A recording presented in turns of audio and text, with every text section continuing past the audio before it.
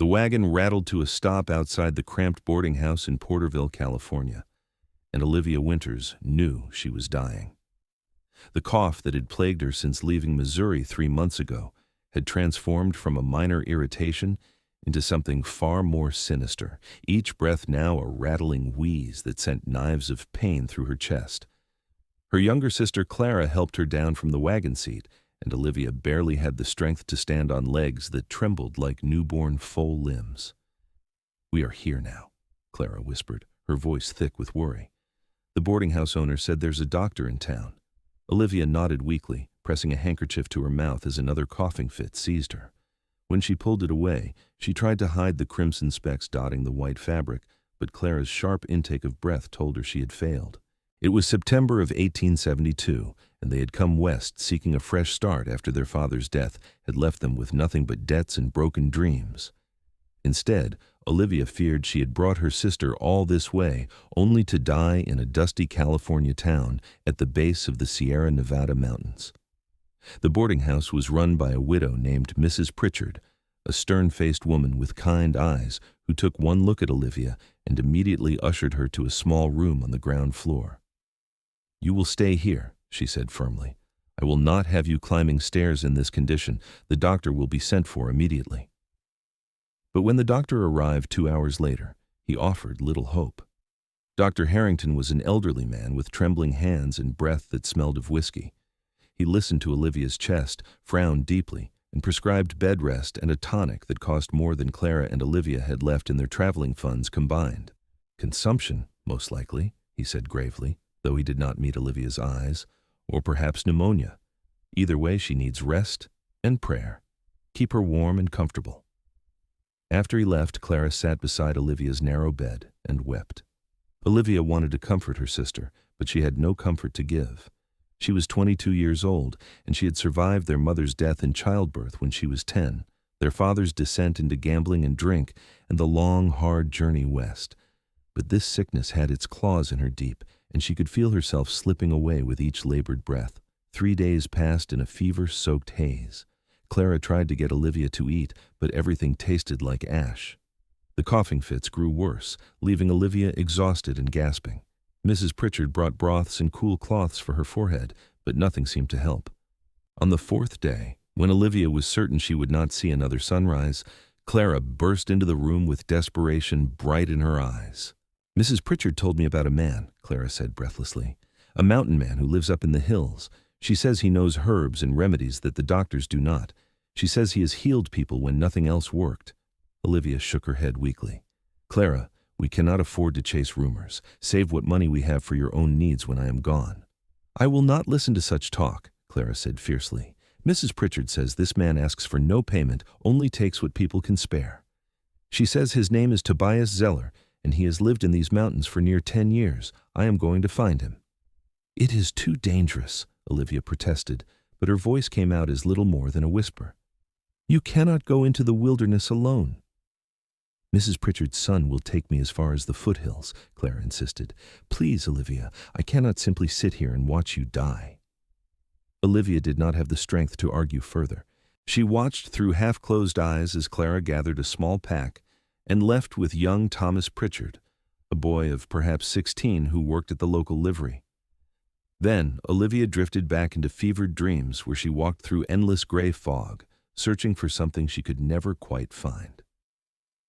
Meanwhile, Clara rode behind Thomas on his sturdy mare, her arms wrapped tightly around his waist as they climbed narrow trails into the foothills. The September air was crisp and clean, scented with pine and wild sage. Thomas had been reluctant at first, saying that Tobias Zeller was a strange man who preferred solitude, but Clara's desperation had won him over. "He lives up near Deer Creek," Thomas explained as they rode. "Built himself a cabin way back from the main trails. Some folks say he came out here after the war, others say he just wanted to get away from civilization. But my ma says he is a good man, just private, and she swears by his remedies. When my little sister had the croup 2 winters back, his tea saved her life."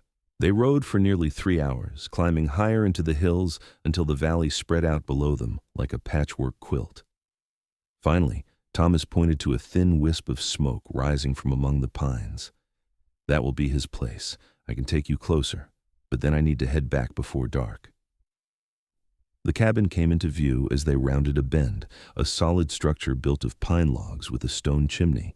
A small garden stretched beside it, and various bundles of herbs hung drying under the eaves. As they approached, a man emerged from the doorway, and Clara felt her breath catch. Tobias Zeller was tall, well over 6 feet, with broad shoulders and muscular arms visible beneath his rolled-up sleeves.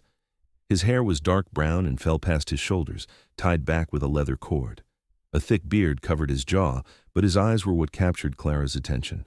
They were a startling blue-gray, the color of storm clouds, and they held a wariness that spoke of hard-won solitude. He looked to be in his late 20s, every inch of him radiating strength and self-reliance. "Thomas," he said, his voice a deep rumble, "what brings you up here?" Clara slid down from the horse before Thomas could speak. "Please, sir, my sister is dying. She has a terrible cough, and the doctor says there is nothing to be done. Mrs. Pritchard said you might be able to help." Tobias studied her for a long moment, his expression unreadable. Then he nodded once. "Tell me about the cough." Clara described everything, the words tumbling out in a rush. The way it had started as a dry tickle, how it had grown worse over the weeks, the fever, the blood-flecked handkerchiefs, the rattling in Olivia's chest. Tobias listened intently, occasionally asking a question about color of phlegm or the pattern of the fever. "How long has she been sick?" he asked. "Near 3 months since it started, but it has been truly bad for about 2 weeks." Tobias was quiet for a moment, his gaze distant. Then he turned and walked back into his cabin. "Wait there," he called over his shoulder. Clara and Thomas exchanged uncertain glances. 5 minutes passed, then 10. Finally, Tobias emerged carrying a leather satchel. "I will need to see her," he said. "Thomas, ride back and tell your mother I'm coming down. I will walk." "You are coming?" Clara asked, hardly daring to believe it. "You will help?" "I will look at her," Tobias corrected. "I cannot make promises until I see the state she is in, but yes, I will help if I can." Thomas nodded and turned his horse back down the trail. Tobias gestured for Clara to follow him, and they began the long walk down the mountainside. He moved with the easy grace of someone completely at home in the wilderness, his long legs eating up the distance while Clara struggled to keep pace. "Have you been living up here long?" Clara asked, trying to fill the silence. 10 years, give or take," Tobias said, his eyes constantly scanning the trail ahead. "Do you not get lonely?" "No." The finality in his tone told Clara he had no interest in small talk, so she fell silent. They walked for over 2 hours, and by the time they reached Porterville, the sun was beginning to set. Tobias had matched his pace to Clara's without comment, never showing impatience, though Clara knew she must be slowing him down considerably. When they entered the boarding house, Mrs. Pritchard greeted Tobias with obvious relief. "Thank the Lord you have come, Tobias. The girl is in a bad way." Tobias simply nodded and followed Clara to Olivia's room. When he stepped through the doorway, Olivia was half-conscious, her breathing labored and harsh. Tobias set down his satchel and pulled a chair beside the bed, his movements efficient and purposeful. Olivia's eyes fluttered open at the sound, and she found herself looking up at the most striking man she had ever seen. Even in her fevered state, she could see the strength in his features, the way his powerful frame seemed to fill the small room. His eyes met hers, and she saw something soften in those stormy depths. "I am Tobias," he said quietly. "I'm going to listen to your chest. Can you sit up?" With Clara's help, Olivia managed to prop herself up against the pillows. Tobias pressed his ear to her back, listening intently as she breathed. His hands were large and calloused, but surprisingly gentle as he palpated her ribs and throat. He looked into her eyes and mouth, asked her to describe her pain, and examined the blood-stained handkerchief Clara handed him. Finally, he sat back, his expression thoughtful. "It is not consumption," he said, and both sisters sagged with relief. "It is a deep lung infection, likely from breathing bad air on your journey combined with exhaustion. Your body is fighting hard, but it needs help." "Can you help her?" Clara asked desperately. "Yes," Tobias said, and the simple certainty in his voice made Olivia want to weep with relief. "But she will need to follow the treatment exactly. No half measures." He opened his satchel and began pulling out various pouches and bundles of dried herbs. "This is horehound and mullein for the cough. This is alecampane root to help clear the lungs. This is yarrow and elderflower to bring down the fever. And this," he held up a small bundle of leaves, "is wild cherry bark to ease the pain and help you rest." Tobias stood and turned to Clara. "I will need a pot of boiling water and a clean cup. Also honey if you have it, and lard or tallow." While Clara rushed to gather the items, Tobias began measuring out herbs with practiced precision. Olivia watched him work, fascinated by the careful attention he gave to each ingredient. His large hands moved with surprising delicacy as he crumbled leaves and shaved pieces of bark. When Clara returned with the supplies, Tobias brewed a strong tea, combining the herbs and letting them steep until the water was dark amber. He added a generous spoonful of honey and helped Olivia sit up higher. "This will taste bitter despite the honey," he warned, "but you need to drink all of it as hot as you can stand." Olivia took the cup with shaking hands. The tea was indeed bitter, with an earthy taste that made her want to grimace, but she drank it all under Tobias's watchful gaze. Almost immediately, she felt a warmth spreading through her chest, and the constant tickle that made her cough seemed to ease slightly. "Good," Tobias said. "Now I'm going to make a poultice for your chest." He mixed some of the dried herbs with lard, creating a thick paste that smelled strongly of camphor and pine. "This will need to be applied to her chest and back while warm," he explained to Clara. "Leave it on for at least an hour, then wipe it off and apply fresh. Do this 3 times a day." Clara nodded, taking careful mental notes. Tobias prepared several more packets of herbs, giving Clara detailed instructions for brewing the tea and applying the poultice. "She needs to drink the tea 4 times a day, and she needs to eat, even if it is just broth. Her body cannot heal without fuel." "How long before we see improvement?" Clara asked. "If this is going to work, you will see some change within 2 days, Tobias said. "The fever should start to break, and the cough should begin to ease, but full healing will take time, at least a week, possibly 2. "Will you stay?" The words left Olivia's mouth before she could stop them, her voice hoarse and desperate. "Please, in case something goes wrong." Tobias looked down at her, and something passed between them, some unspoken connection that made Olivia's heart beat faster despite her weakness. She saw him hesitate, saw the war in his eyes between his desire for solitude and something else. "I will stay tonight," he finally said, "to make sure the treatment takes hold properly. Mrs. Pritchard, do you have a spare room?" "You can have the small room at the top of the stairs," Mrs. Pritchard said quickly, "and thank you, Tobias, truly." That night, Tobias sat in a chair beside Olivia's bed, watching over her like a guardian. Clara had wanted to stay, but Tobias had gently insisted she get proper rest so she could care for her sister in the days ahead. Every few hours he brewed fresh tea and helped Olivia drink it, supporting her weight effortlessly when she was too weak to sit up on her own. In the quiet darkness, Olivia found herself studying his face in the lamplight. There was a gentleness to him that seemed at odds with his fierce appearance, a careful tenderness in the way he touched her. She wanted to ask him about his life, about why he had chosen solitude, but she lacked the strength for conversation. "Rest now," Tobias said softly when he caught her watching him. "Your body needs to heal." "Thank you," Olivia whispered, "for coming, for helping." "Anyone would do the same," Tobias replied, but Olivia shook her head slightly. "No, the doctor gave up on me. You did not even know me, but you came anyway." Tobias was quiet for a long moment. "I know what it is like to feel helpless," he said finally, "to watch someone suffer and be unable to help. If I can prevent that for someone else, I will." There was a story there, Olivia thought, some pain that had driven him to the mountains. But before she could ask, another coughing fit seized her. Tobias was there immediately, helping her sit up, rubbing slow circles on her back until the fit passed. When she finally collapsed back against the pillows, exhausted, he wiped her face with a cool cloth and murmured reassurances. "You are going to be well," he said with such conviction that Olivia believed him. "I promise you." By morning, Olivia's fever had dropped slightly. It was not much, but it was the first improvement she had seen in weeks. When Tobias prepared the morning tea and poultice, Clara watched intently, determined to learn every detail. "I should head back to my cabin," Tobias said after Olivia had taken her medicine. "You know what to do now." "Will you come back?" Clara asked, "to check on her progress?" Tobias glanced at Olivia, who tried not to look too hopeful despite the longing in her chest. "I will return in 3 days," he said, "to see how she's mending." Before he left, he gathered more herbs from his satchel, enough to last a week. If she gets worse, send Thomas to fetch me immediately.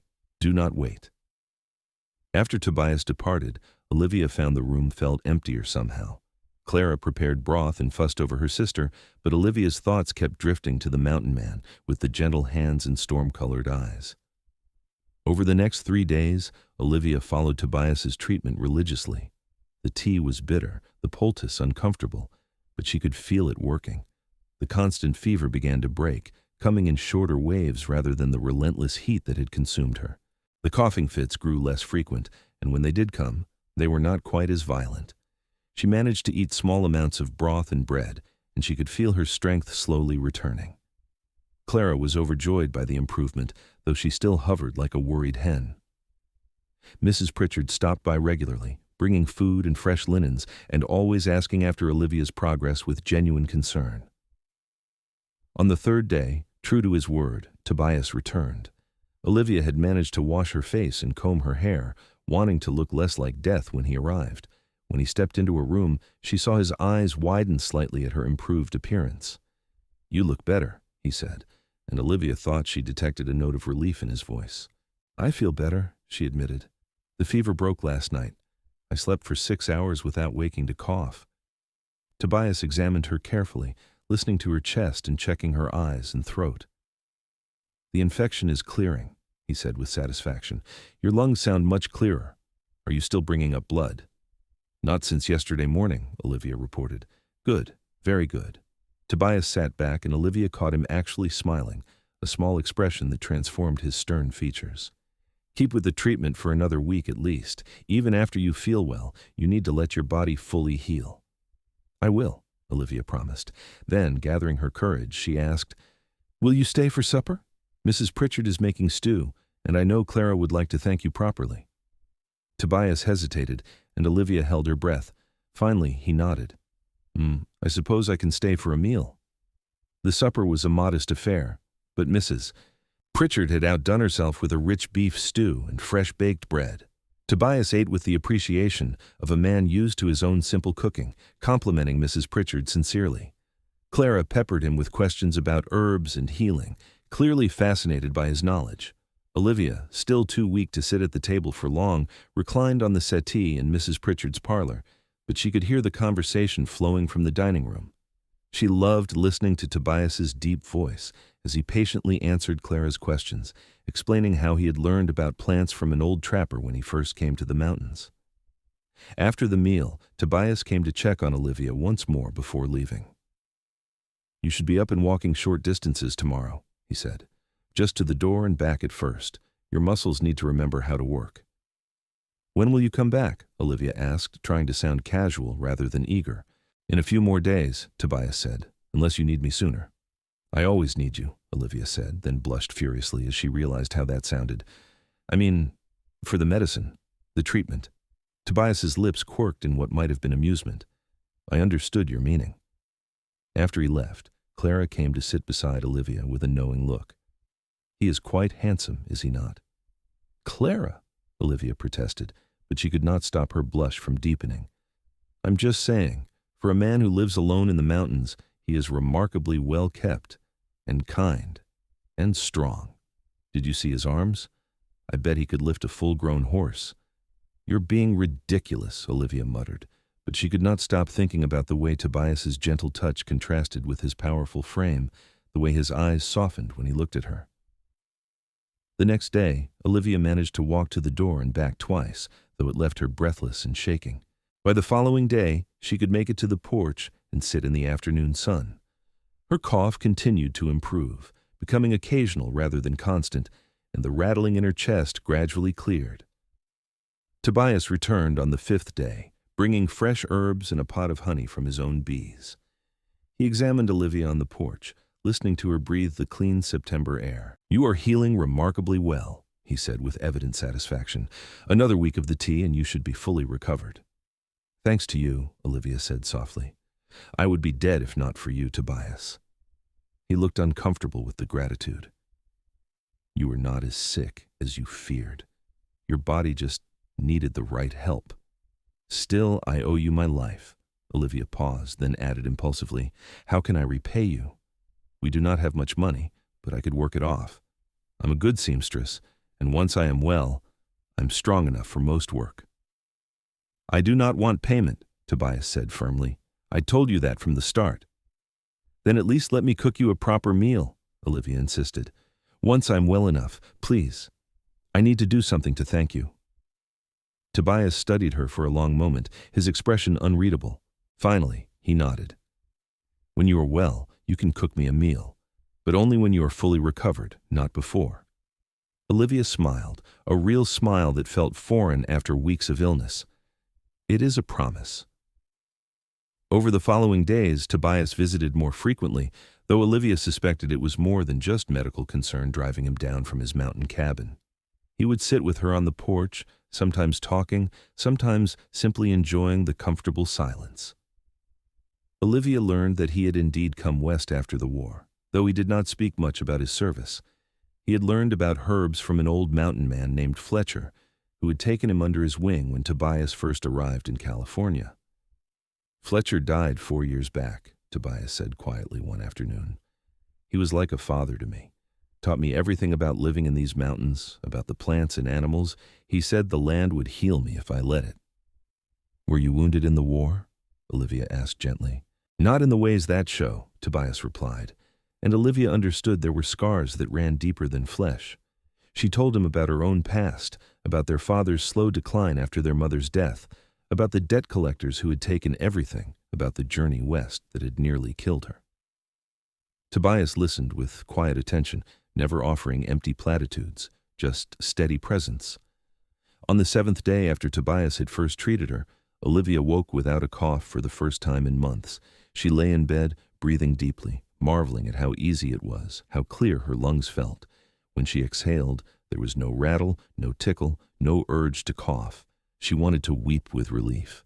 That afternoon, when Tobias arrived for his daily check, Olivia met him at the door on her own 2 feet, steady and strong. "The cough is gone," she announced, unable to keep the joy from her voice. "Completely gone. I have not coughed once since I woke this morning." Tobias's face broke into a genuine smile, the first full smile Olivia had seen from him. It transformed his features, making him look younger and almost boyish despite his beard and long hair. "That is excellent news. Let me listen to be sure." They moved to the porch, and Tobias performed his examination with his usual thoroughness.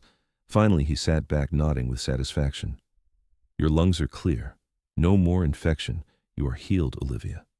Hearing her name from his lips sent a warm flutter through Olivia's chest. "Thanks to you and your herbs from the hillside.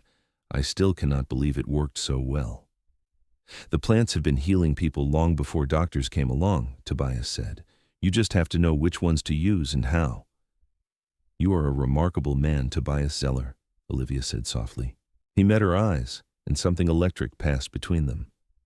Olivia saw the way his gaze lingered on her face, the way his breathing deepened slightly. She wondered if he felt it too, this connection that seemed to grow stronger with each passing day. "I should go," Tobias said, his voice rougher than usual. "You do not need my help anymore." "What about that meal I promised you?" Olivia asked quickly, not ready to let him leave. "I am well now. Let me keep my word." Tobias hesitated, and Olivia could see the internal struggle playing out across his features. Finally, he nodded. "Tomorrow evening, if you are sure you are up to it." "I am sure," Olivia said firmly. That night, Olivia lay awake, her heart racing with anticipation and nervousness. She had been attracted to men before, had even been courted briefly back in Missouri, but nothing had prepared her for the intensity of what she felt for Tobias. It was more than gratitude, more than simple attraction. When she was with him, she felt safe, seen, understood in a way she had never experienced. The next day, Olivia threw herself into cooking preparations with an energy she had not felt in months. Mrs. Pritchard let her use the kitchen, and Clara helped gather ingredients from the market. Olivia made fried chicken, mashed potatoes, green beans cooked with bacon, fresh biscuits, and an apple pie using fruit from Mrs. Pritchard's tree. When Tobias arrived at sunset, freshly washed and with his hair neatly tied back, Olivia's breath caught.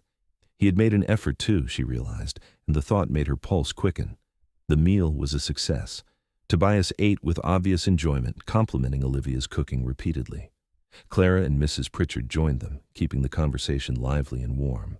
But Olivia found herself watching Tobias more than participating, noticing the way he smiled when Clara told a joke, the way his eyes sought hers across the table. After dinner, Olivia and Tobias walked in Mrs. Pritchard's small garden while Clara helped clear the dishes. The September evening was cool and pleasant, the sky painted in shades of orange and pink. "This was nice," Tobias said quietly. "I'd forgotten what it was like to share a meal with good company." "You must get lonely up in your cabin," Olivia ventured. "I thought I preferred it that way," Tobias admitted.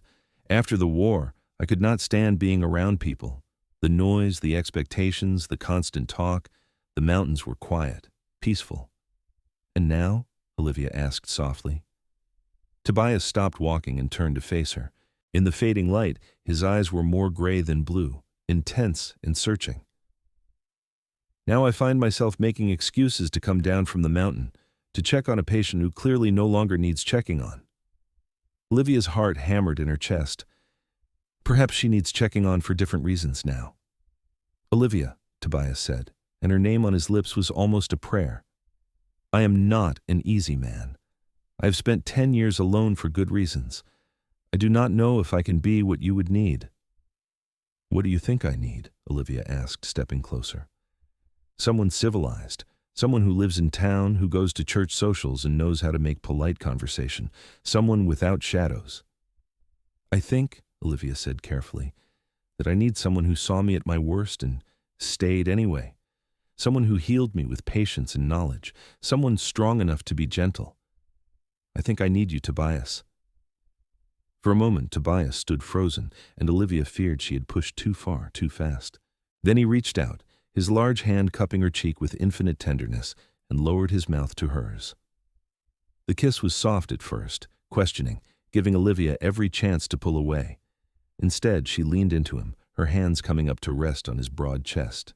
She could feel the steady thunder of his heartbeat under her palms, could feel the leashed strength in his frame as he held himself in careful check. When they finally broke apart, both breathing hard, Tobias rested his forehead against hers. "I am falling in love with you," he said quietly. "I have been since the first night I sat beside your bed and watched you fight for every breath. But Olivia, I do not know how to do this. I do not know how to be with someone." "We will figure it out together," Olivia whispered, "if you want to." "I want to," Tobias said fervently. "God help me, I want to more than I have wanted anything in 10 years. They stood in the garden as the stars came out, holding each other, and Olivia felt a rightness settle into her bones. This man, this strong, gentle, wounded man, was hers, and she was his. Over the following weeks, Tobias courted Olivia with a quiet intensity that took her breath away. He would arrive at the boarding house in the afternoons, bringing her wildflowers he had picked in the high meadows or interesting stones he had found by the creek.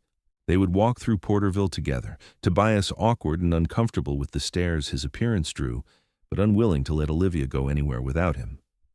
Clara teased them mercilessly, but with obvious affection. She had found work at the general store and was settling well into life in Porterville, happy to see her sister so obviously in love. Mrs. Pritchard watched their courtship with approval, often inviting Tobias to stay for supper. "That man looks at you like you hung the moon," she told Olivia one day. "Do not let him get away." Olivia had no intention of letting Tobias get away. She was falling deeper in love with him every day, learning the man beneath the mountain man exterior. She discovered he had a dry sense of humor that caught her off guard, that he loved to read and had an entire shelf of books in his cabin, that he could play the harmonica with surprising skill. One October afternoon, Tobias took Olivia up to his cabin for the first time. The ride on his sturdy horse was long but beautiful, the autumn colors painting the hillsides in gold and crimson.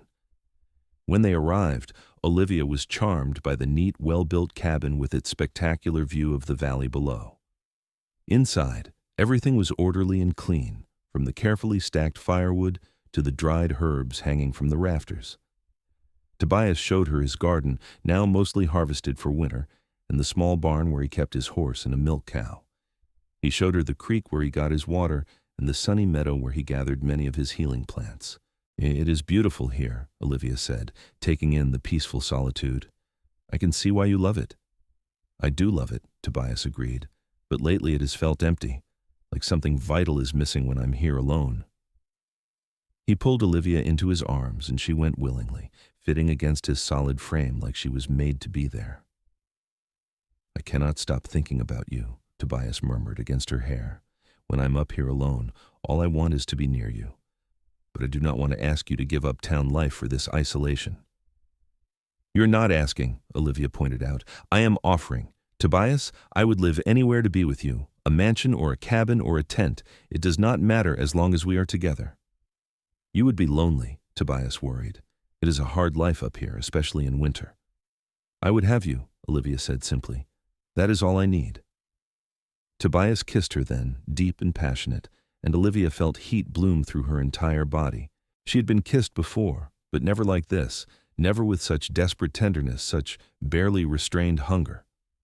Marry me, Tobias said when they finally broke apart, the words tumbling out like he could not hold them back. I know it is fast, I know I should court you properly for months, but I cannot stand the thought of being apart from you. Marry me, Olivia, be my wife. Yes, Olivia breathed, laughing with pure joy. Yes, absolutely yes. They were married on a crisp November morning in Porterville's small church. Tobias wore new clothes purchased for the occasion, his hair neatly trimmed though still long. Olivia wore a simple blue dress that Clara had helped her make, and she carried a bouquet of dried wildflowers that Tobias had picked and preserved for her. The ceremony was small, just Clara, Mrs. Pritchard and her family, the minister, and a few townspeople who had befriended Olivia during her recovery. Tobias spoke his vows in a voice that shook with emotion, promising to love and cherish Olivia for all his days.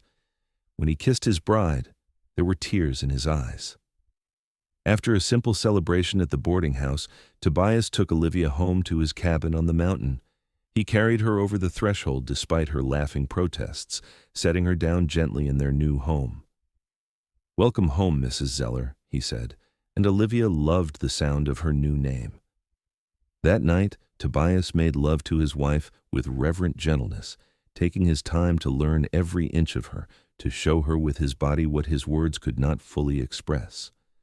Olivia had been nervous, but Tobias was patient and tender, making her first time everything she could have hoped for. Afterwards, they lay tangled together in Tobias's bed, Olivia tracing the scars on his chest while he played with her hair. I never thought I would have this, Tobias said quietly. A wife? A real home with someone? After the war, I thought I was too broken for this kind of happiness. You are not broken, Olivia said fiercely. You are strong and good and kind. You saved my life, Tobias. You gave me everything. You saved mine too, Tobias replied, pulling her closer. You brought me back to life. I was just existing before you, just going through the motions. Now I am actually living again. The first months of marriage were an adjustment for both of them. Olivia learned the rhythms of mountain life, the hard work of hauling water and chopping wood and tending the garden. It was physically demanding in ways she had not anticipated, but she was young and strong, and Tobias was always there to help with the heaviest tasks. She also learned her husband in all his moods and moments. She learned that he was grumpy before his morning coffee, that he sang while he worked in the garden, that he had nightmares sometimes about the war and needed to be held through them. She learned that he was fiercely protective of her, worrying whenever she went anywhere alone, and that he loved to read to her by the fire in the evenings. Tobias, in turn, learned his wife's strength and resilience. He watched her adapt to mountain life with determination and grace, never complaining even when things were difficult. He learned that she loved to cook and experiment with his herbs, creating medicines and teas that were even more effective than his original recipes. He learned that she was brave beyond measure, once facing down a mountain lion with nothing but a stout stick when it got too close to their cabin. Winter came hard and cold, snowing them in for weeks at a time. But inside their cabin, Tobias and Olivia were warm and content. They talked for hours, sharing their pasts and their dreams for the future. They made love frequently, learning each other's bodies with growing confidence and passion. They worked together to prepare meals and tend the fire and care for the animals. In February, Olivia began to suspect she was pregnant. She waited another month to be sure before telling Tobias, not wanting to give him false hope. But when her monthly courses failed to come for the third time and her breasts became tender and swollen, she knew. She told him one evening as they sat by the fire. Tobias was whittling a piece of wood, and Olivia was mending one of his shirts. "Tobias," she said softly, "I think I am with child." Tobias's knife stilled. He looked up at her, his eyes wide with shock and wonder. "Are you certain?" "As certain as I can be without a doctor confirming it. All the signs are there." Tobias set aside his whittling and crossed to her, kneeling beside her chair. He placed his large hand on her still flat belly, his expression one of awe. "A baby," he whispered. "Our baby." "Are you happy?" Olivia asked, suddenly nervous. "Happy?" Tobias looked up at her with tears streaming down his face. "Olivia, I am overwhelmed. I never thought I would be a father. I never thought I deserved this kind of joy. Of course I'm happy." He pulled her into his arms, holding her like she was made of glass. "I will take care of you," he promised. "Both of you. I will make sure you have everything you need." Tobias was true to his word. As Olivia's pregnancy progressed, he became even more protective, refusing to let her do any heavy work and fretting over her constantly. Olivia found it both endearing and occasionally irritating, having to remind him that she was pregnant, not fragile. In April, they made the trip down to Porterville so a doctor could examine Olivia. Dr. Harrington had retired, and a new, younger doctor named Dr. Morrison had taken his place. He confirmed the pregnancy and told them to expect the baby in late September or early October. Clara was overjoyed at the news of becoming an aunt. She had found a beau of her own, a nice young man who worked at the lumber mill, and she was happy and settled in town. "You will have to bring the baby down to visit all the time," she insisted. "I want to spoil my niece or nephew rotten." Summer brought its own challenges. Olivia grew large and uncomfortable in the heat, and Tobias doted on her constantly, bringing her cool water from the creek and fashioning a fan to keep her comfortable. He talked to her belly every night, telling their unborn child stories about the mountains and promising to teach them everything Fletcher had taught him. In late September, Olivia went into labor. Tobias had convinced Clara to come stay with them for the last month, not trusting himself to deliver his own child without losing his mind with worry. Clara had experience, having helped birth several babies back in Missouri, and she took charge with calm competence. The labor was long and hard, lasting through the night and into the next afternoon. Tobias paced like a caged animal, holding Olivia's hand through the contractions and wiping her face with cool cloths. When she screamed, he looked like he wanted to take the pain for her, and when she wept with exhaustion, he wept with her. Finally, as the sun began to set on the second day, their son was born. He came into the world wailing and red-faced, and Tobias held him with shaking hands, staring at the tiny miracle like he could not quite believe he was real. "A son," he breathed. "We have a son, Olivia." "What should we name him?" Olivia asked, exhausted but radiantly happy. Tobias thought for a moment, then said, "What about Nathan? It means gift from God, and that is what he is to me." "Nathan Zeller," Olivia said, testing the name. "I love it." Little Nathan proved to be a healthy, hungry baby with a set of lungs that could wake the dead. Tobias was completely besotted with his son, holding him for hours and marveling at every tiny feature. He built a beautiful cradle and carved toys, spending every spare moment with his new family. Olivia watched her husband fall in love with their child and fell even more in love with him herself. Seeing this big, strong man reduced to mush by a tiny baby was the sweetest thing she had ever witnessed. The first year of Nathan's life was exhausting but joyful. Tobias and Olivia worked as a team, taking turns walking with the baby when he was fussy, sharing the endless tasks of caring for an infant. Despite the hard work, neither of them had ever been happier. When Nathan was a year old, Olivia discovered she was pregnant again. This pregnancy was easier than the first, perhaps because she knew what to expect. Their second child, a daughter they named Grace, was born in the spring of 1875. She was small and delicate where Nathan had been robust, with Tobias's gray-blue eyes and Olivia's dark hair. Tobias was just as smitten with his daughter as he had been with his son, though he was even more protective of little Grace. "No boys are coming near her until she is at least 30. he declared, making Olivia laugh. As their family grew, Tobias expanded the cabin, adding 2 more rooms to give the children space to grow. He built furniture with his own hands, crafting beds and chairs and a larger table. Olivia planted a bigger garden and learned to preserve food for the winter months when they would be snowed in with 2 small children. Life on the mountain was hard but good. Tobias still went down to Porterville occasionally to help people with his remedies, and his reputation as a healer had grown. People would sometimes make the trek up to the cabin seeking his help, and Tobias never turned anyone away. Olivia worked alongside him, her knowledge of herbs now nearly matching his own. Clara married her beau in 1876 and moved to a small house in Porterville. She and Olivia remained close, visiting as often as the mountain weather allowed.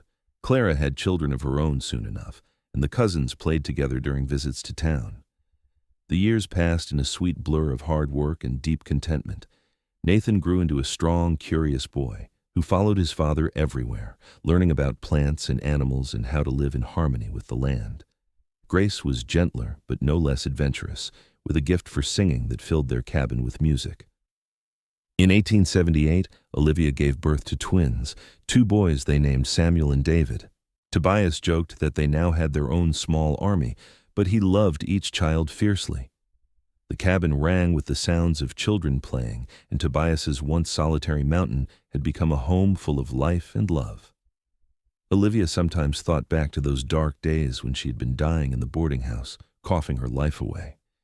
It seemed like another lifetime, like something that had happened to a different person. The woman she had been then, weak and hopeless, had been transformed into someone strong and capable, a wife and mother who could face anything.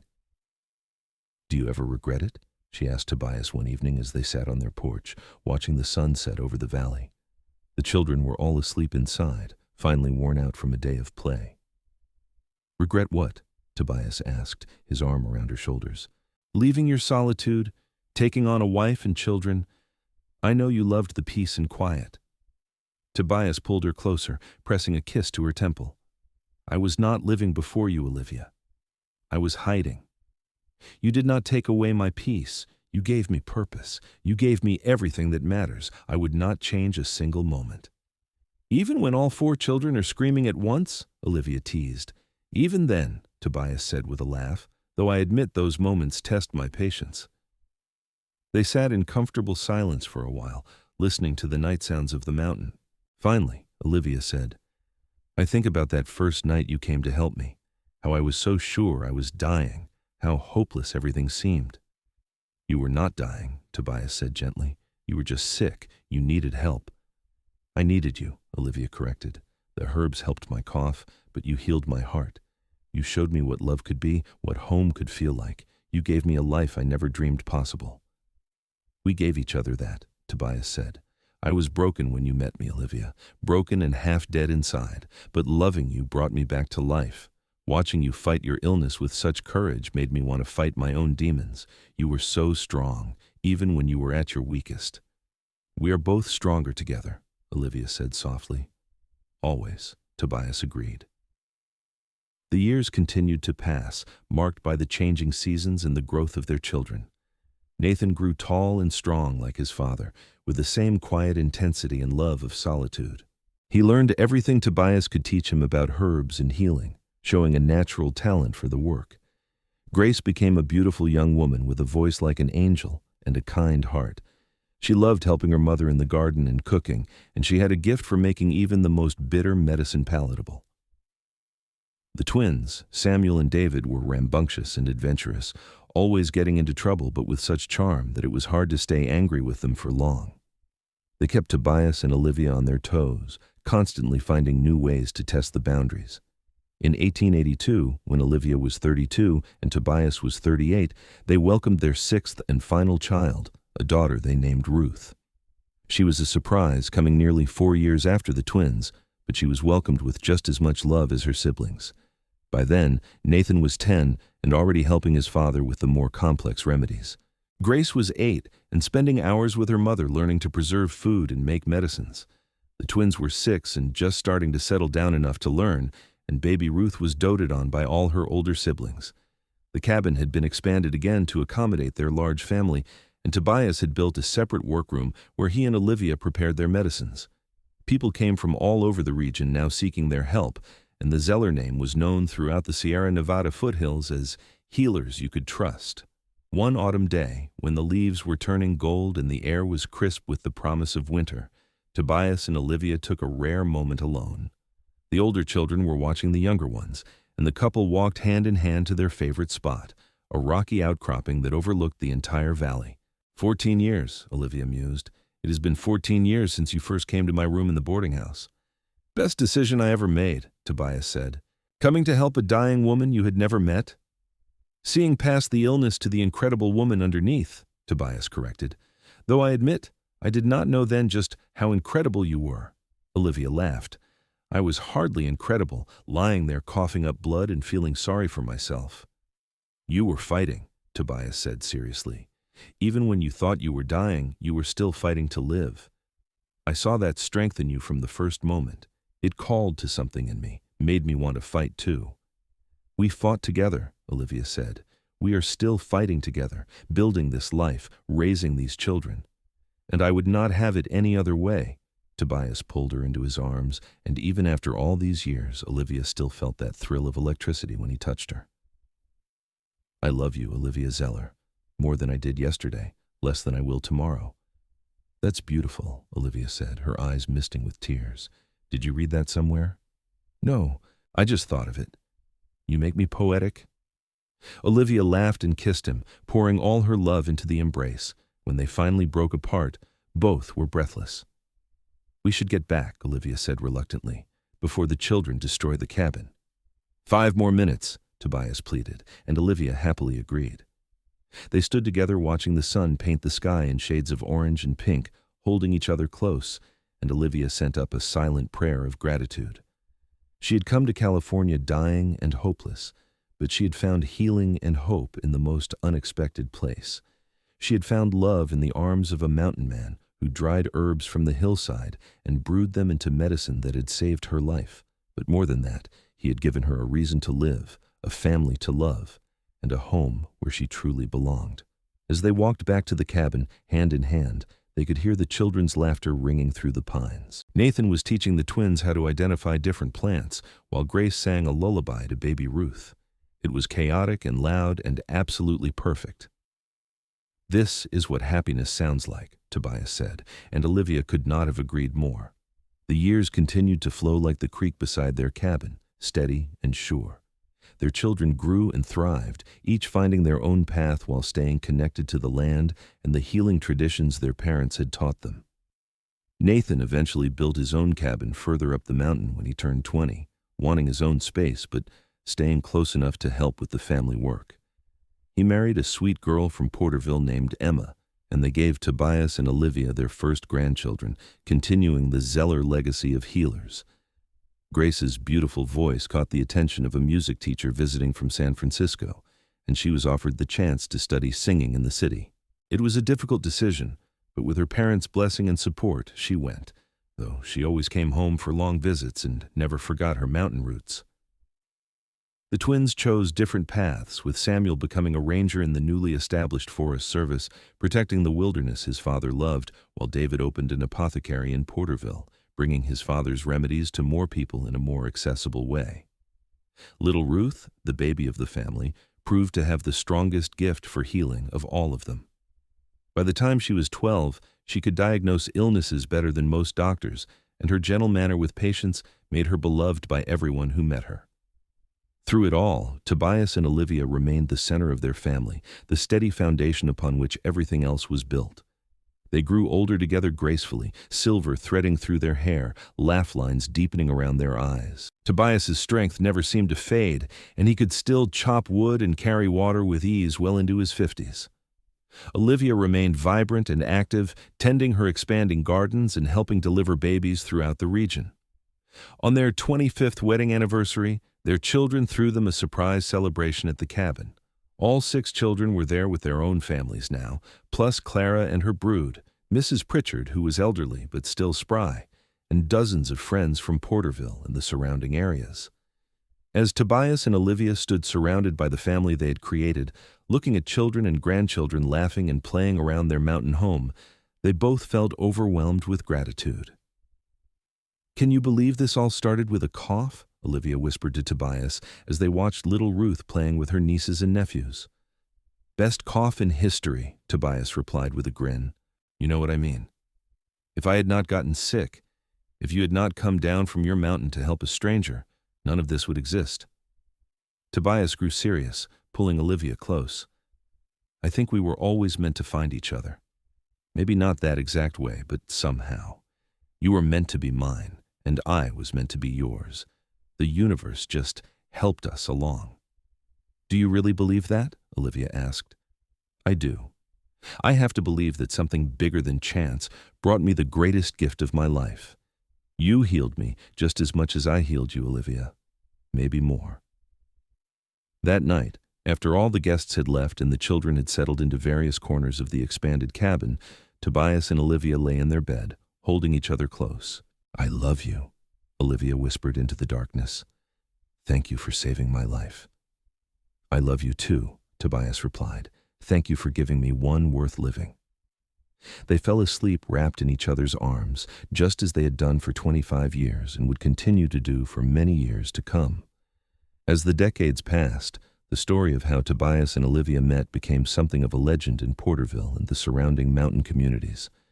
People would tell the tale of the mountain man who dried herbs from the hillside and brewed them for a dying woman, and how her cough was gone within the week. But more than that, they told the love story that followed, how two broken people found each other and built something beautiful together. Their cabin on the mountain became a place of healing, not just for bodies, but for souls. People who had lost hope would make the journey up the mountain trails and find it again in the steady presence of Tobias and Olivia. Young couples starting their lives together would seek their advice and blessing. Children who needed healing would rest easier, knowing the gentle mountain man and his capable wife were watching over them. Tobias and Olivia lived long, full lives, surrounded by love and family until the very end. Tobias passed away peacefully in his sleep at the age of 78, with Olivia holding his hand just as she had held it on their wedding day. He had lived 40 more years beyond what he thought he deserved, and every single day had been a gift. Olivia followed him just 2 years later, her strong heart finally giving out at the age of 70. She died in the cabin she had made into a home, surrounded by her children and grandchildren, and her last words were, "Tell your father I'm coming." They were buried side by side on the mountain they had loved, under a simple stone that read, "Tobias and Olivia Zeller. They healed with herbs and love," but their legacy lived on. Their children and grandchildren and great-grandchildren continued the healing work, mixing mountain wisdom with modern medicine, always remembering that sometimes the best remedy was equal parts herbs and hope. The cabin still stands on that mountain, maintained by generations of Zellers who refuse to let it fall into ruin. It is a monument to what can grow from a single act of kindness, from one person choosing to help a stranger in need. And sometimes, on quiet autumn evenings when the air is crisp and the leaves are turning gold, people swear they can hear the sound of laughter echoing from the old cabin, as if Tobias and Olivia are still there, still in love, still healing the world, one person at a time with herbs dried from the hillside and hearts full of endless compassion. The love story that began with a cough and a mountain man's kindness had transformed into something eternal, a testament to the healing power of love and the magic that can happen when two souls find each other against all odds. It was a reminder that sometimes the most powerful medicine is not found in any herb or poultice, but in the simple act of one person choosing to care for another, and in the love that can bloom even in the darkest circumstances. Tobias had dried herbs from the hillside and brewed them into medicine that healed Olivia's cough within the week, but in doing so, he had healed both their hearts for a lifetime, and that was the truest magic of all.